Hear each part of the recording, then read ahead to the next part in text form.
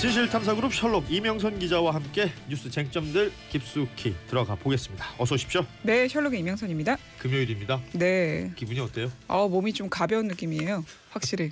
이 추운 날씨에 가벼워진 이명선 기자와 함께합니다. 첫 번째 뉴스부터 시작하죠.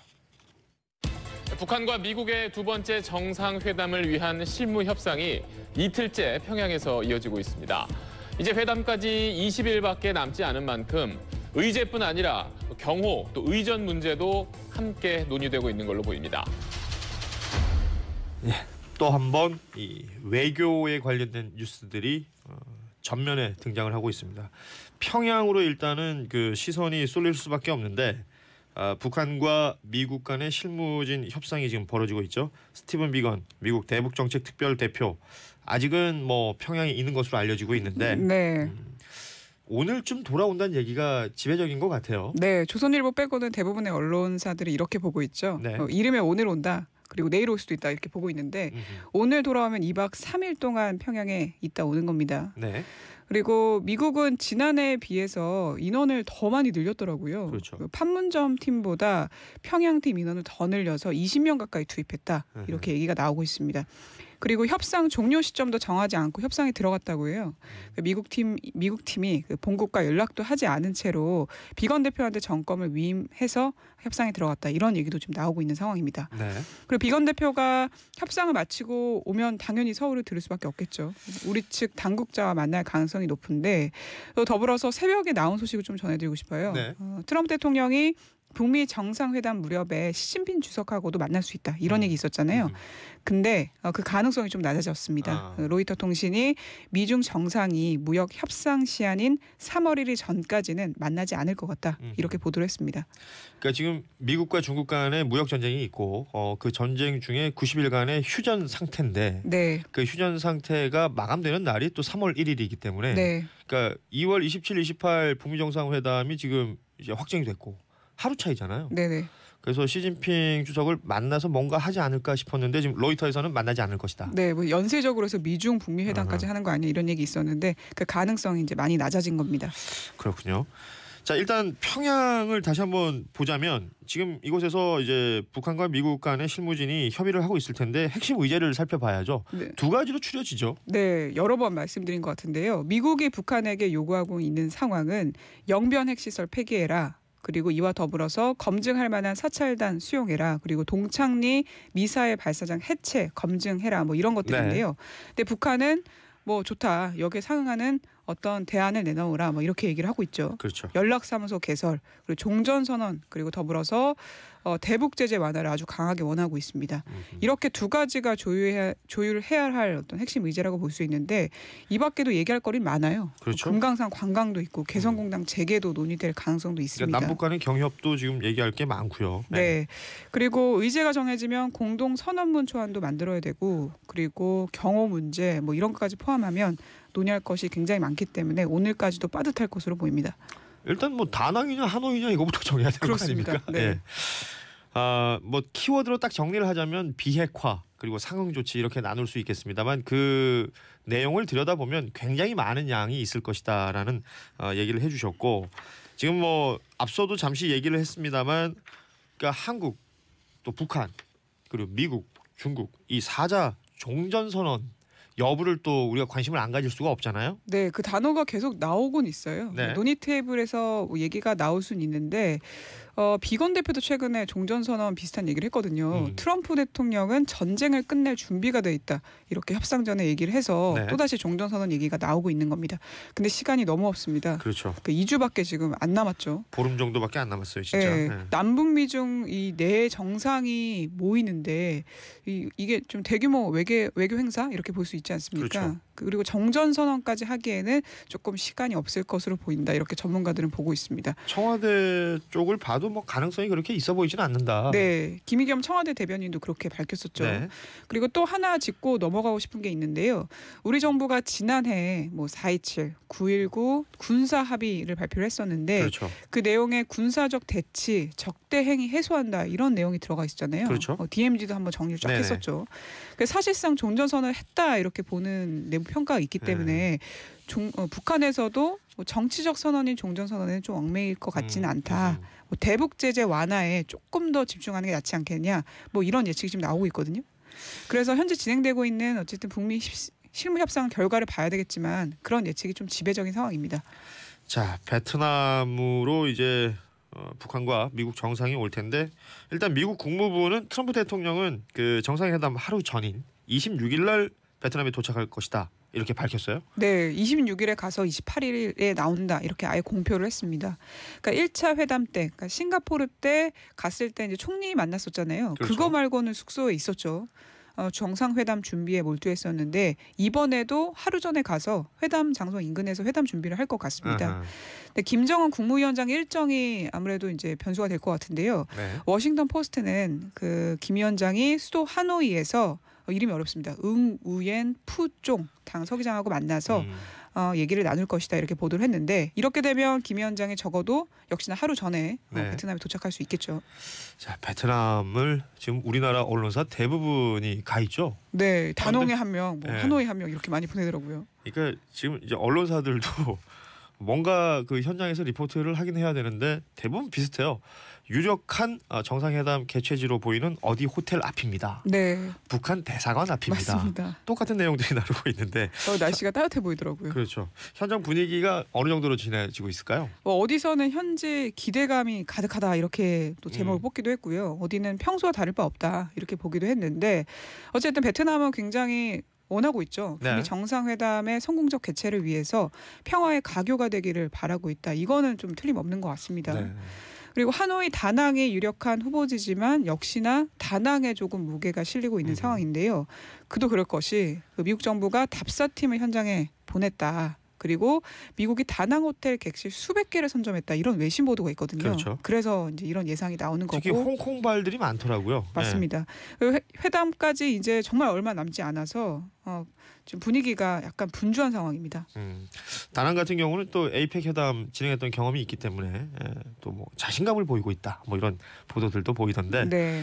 자, 다낭이냐 하노이냐 사실 뭐 뉴스가 그런 식으로 몰려가서는 좀 저는 부적절하다고 보는데요. 어떤 장소에 대해서 관심을 갖는 건 중요합니다만 회담 자체의 어떤 성과 이런 쪽으로 좀 뉴스들이 분석을 해주거나 해석을 해줬으면 좋겠다 이런 생각도 한번 가져봅니다.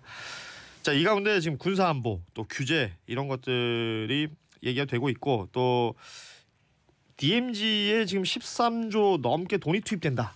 네. 이 얘기가 지금 나왔어요, 보도로. 네, 돈 얘기부터 하면은 국비가 한 5조 4천억 원, 뭐 지방비 2조 2천억 원, 민간 자본 한 5조 6천억 원 이렇게 투입돼서 합쳐서 12조, 13조 이런 얘기가 나오는 건데요. 네네. 2030년을 목표로 그 금액을 들여서 경기, 뭐 인천, 강원 그 북한하고 접경한 지역의 발전을 기반으로 하는 그 발전 종합 계획은 최근 확정했다고 합니다. 네. 사업이 한 225개 정도나 되는데 하나만 소개드리면 2022년까지 그 DMZ 인근에 456km를 있는 도보 여행길을 조성한다 이런 내용이 포함되어 있습니다. 뭐 관광이라든지 이런 것들이 좀 활성화될 수도 있는 상황들이 연출될 것 같습니다.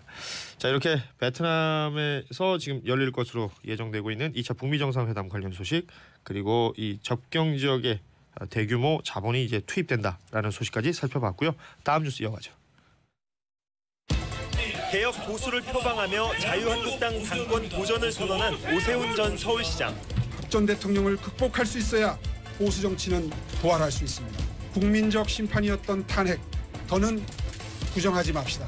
탄핵 2년 만에 맞이한 기회 앞에서 자신감을 되찾은 건지 국정농단의 기억을 잃어버린 건지 국민의 시선이 한국당을 향하고 있습니다. 자, 자유한국당 전당대회 뭐 날짜를 지금 뭐 바꾸니 많이 또 얘기가 나오고 있는데 그 앞두고 지금 소위 말해서 당권에 도전하는 사람들이 이 목소리 저 목소리 내고 있는데요. 여기에 이제 박근혜 전 대통령의 존재감이 굉장히 또 중요하게 작용을 하고 있어요. 네. 어제는 그 오세훈 전 서울시장 출마 선언을 했는데 어떤 얘기를 했습니까?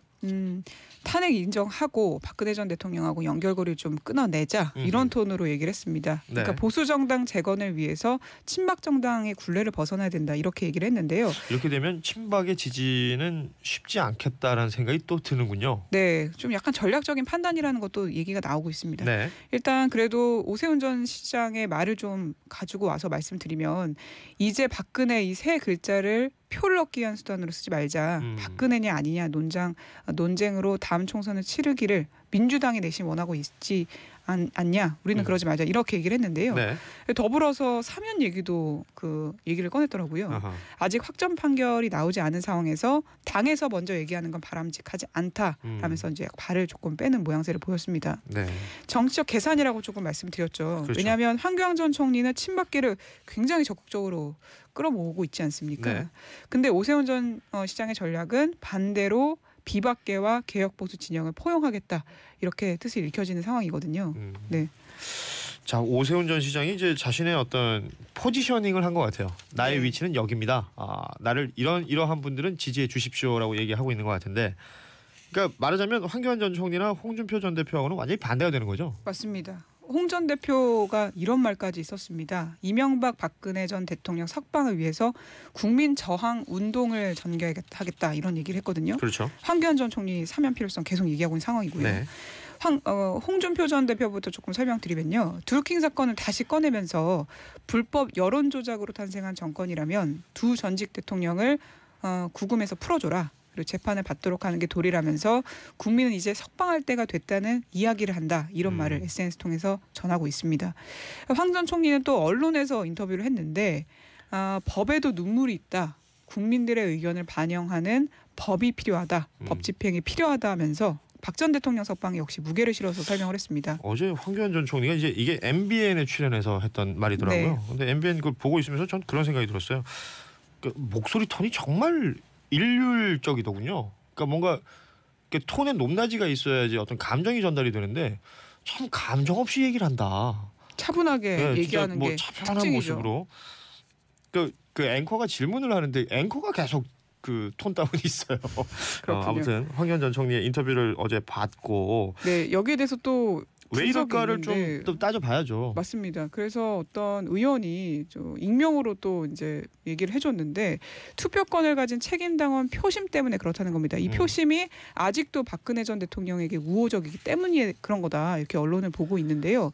33만 명 정도 되는 책임당원 중에서 대구, 경북이 10만 명이고 그렇죠. 부울경, 부산, 울산, 경남이 7만여 명이다. 그래서 영남권 표심이 당내 선권에 큰 영향을 미칠 수밖에 없기 때문에 그런 것이다. 이렇게 얘기를 하고 있는데 그래서 전당대회 후보들이 박정희 전 대통령 생가 방문을 포함한 여러 행사를 또 진행할 것이다. 이런 얘기까지 나오고 있습니다. 그러니까 TK에 집중할 수밖에 없는 거죠. 왜냐하면 네. 책임 당원의 어떤 투표가 절대적인 영향을 미치기 때문에 네. 이 부분을 얘기한 것이고 어제 뭐 제가 조금 전에 MBN에 황교안 전 총리가 출연해서 인터뷰했다는 얘기를 했는데 어제 TV조선에는 유영하 변호사가 출연을 했어요. 그러니까 네. 박근혜 전 대통령을 유일하게 접견하고 있는 사람으로 알려져 있지 네, 않습니까?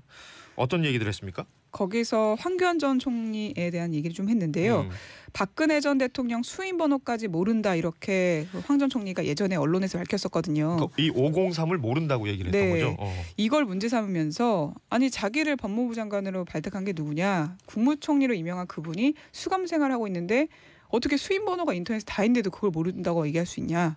거기서 모든 게 함축돼 있다고 본다. 이렇게 말했는데 네. 황 전 총리를 조금 깎아내리는 톤이었습니다.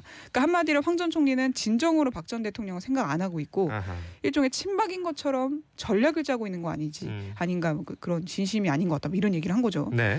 그리고 더불어서 황 전 총리가 박 전 대통령을 만나고 싶다는 뜻을 교도소 측에 몇 번 연락을 해왔는데 그러니까 접견 신청을 했다는 거죠. 네, 박 전 대통령이 거절했다는 말도 음. 어제 TV조선에서 했습니다. 네. 자, 아무튼 지금 자유한국당은 이렇게 당권에 도전한 사람들이 여기저기서 목소리를 내고 있는데 정작 이 전당대회 날짜가 북미 정상회담 날짜랑 겹쳐가지고 네, 바꾸느냐 마느냐 이게 어제 결론이 날 줄 알았는데 결론이 안 났어요. 네, 안 났습니다. 또 오늘 또 확정될 것이다 이렇게 얘기가 나왔는데요. 네. 당원 주자들 생각이 다 다르다고 저희도 전해드렸죠. 심재철, 안상수, 정우택, 주호영 의원은 최소 2주 연기하자 이렇게 얘기하고 있고요. 네. 홍주표 전 대표는 한 달 연기하자. 오세훈 전 시장은 보름, 뭐 김진태 의원은 일주일 미뤄된다 이렇게 해서 날짜가 조금씩 차이가 있습니다. 다만 황교안 전 총리만 별 입장을 안 내는 것 맞습니다. 당의 결정에 따를 것이다 이렇게 얘기만 했습니다. 자, 뭐 날짜가 언제가 될지 이게 사실은 이 뉴스들 보면서 택일이 이렇게 중요한 거구나 다들 생각을 하셨을 것 같아요. 자유한국당 이야기 나눠봤고 이번에는 그 작년이었죠. 비공개 촬영회에서 성추행 당했다고 폭로했던 양혜원 씨 자신에게 악성 댓글을 남긴 사람들 뭐 100여 명을 경찰이 고소했습니다. 네, 명예훼손, 모욕 혐의로 처벌해달라는 취지의 고소장을 경찰서에 제출을 했습니다. 네. 지난해 7월에 그 스튜디오 실장 정모 씨가 스스로 목숨을 끊었죠. 촬영 일정을 상의한 양 씨하고 상의한 SNS 대화 내용을 공개한 이후에 어제 스스로 목숨을 끊었는데 네. 그때부터 좀 악플이 심해졌거든요. 양 씨가 돈이 필요해서 직접 촬영을 부탁했다. 스튜디오 실장을 죽게 만들었다. 이런 내용이 좀 난무했었는데요. 그래서 허위 사실을 쓴 댓글하고 가족에 대한 욕설을 쓴 것에 대해서는 고소하기로 했습니다. 근데 이런 말을 덧붙였습니다. 이 고소가 금전배상 문제 때문에 한 것은 아니고 네. 악플이 범죄란 사실을 일깨워주고 싶어서 고소한 것이다. 그 배경을 설명했습니다. 그리고 그러니까 악플을 단 사람이 실명으로 운영하고 있는 SNS에 진정성 있는 사죄문을 올리고 네. 일정 기간 동안 놔두면 그것은 뭐 용서하는 것을 생각해 보겠다. 뭐 이런 말도 전했어요. 맞습니다. 그러니까 아무튼 양효원 씨 측에서는 어찌 됐건 사과를 받고 싶다라는 얘기를 계속해서 꾸준히 하고 있는 겁니다. 네. 예. 자, 또 하나 뉴스. 이건 참 어찌 보면 부끄러운 뉴스입니다. 필리핀으로 불법 수출됐던 쓰레기. 뭐 저희가 전해드린 적이 있었는데 다시 우리나라로 돌아왔죠. 네. 지금 그 컨테이너를 열어봤더니 아주 엉망이었다면서요? 네, 정말 딱 봐도 재활용이 불가능해 보이더라고요. 네. 6,300톤이 불법 수출됐었는데 1,200톤이 먼저 들어왔는데 이게 문제가 폐기 비용이 좀 많이 들잖아요. 그렇죠. 1톤당 15만 원 정도 든다고 하는데요. 폐기 비용만 9억 원이고 운송비, 인건비까지 보태줘야 할 상황인데 처리 비용은 누가 되느냐 여기에 대해서 말이 많습니다. 지금 환경부하고 평택시가 서로 책임을 미루고 있다고요? 네, 맞습니다. 해당 업체는 잠적한 상태고요. 그래서 어쨌든 해결될 때까지는 평택항에 있어야 되거든요. 쓰레기들이. 그렇죠. 그래서 방역 문제가 생길 수 있습니다. 사실은 다시 돌아올 쓰레기가 더 있다면서요? 네, 맞습니다. 5,000톤 정도 남았기 때문에 더 문제죠. 참 이것도 큰 문제군요. 예. 자, 오늘은 여기까지 하도록 하겠습니다.